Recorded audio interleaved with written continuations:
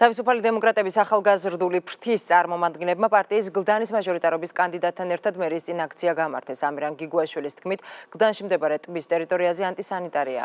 აქციის მონაწილეები აცხადებენ, რომ მათ დახმარებისთვის მერიას არაერთხელ მიმართეს, თუმცა მათივე თქმით უშედეგოდ.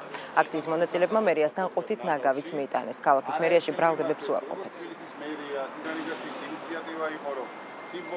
გლდანის პატარა ტბის ტერიტორიაზე ეს არის სამშენებლო ნარჩენების, საყოფაცხოვრებო ნარჩენების თავმოყრის ადგილი, ნაგავსაყრელი.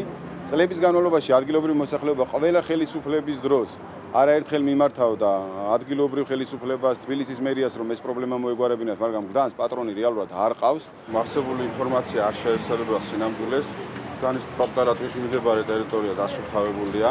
ხდება პერმანენტულად ამ ტერიტორიის დასუფთავება. კიდევ მინდა ერთხელ აღვნიშნო, რომ მოსახლეობას მოუწოდო, რომ ეცქმედებარი განხორციელონ მათი უკანონო ქცევით, რადგანაც სამშენებლო ნარჩენი არის ეს ნარჩენი, რომელიც უნდა განეთავსოს სპეციალიზებულ ლიცენზირებულ ნაგავსაყრელზე, რომელიც დღეს თბილისში არსებობს და მათ მიერ არ ხდება კანონის დაცვა.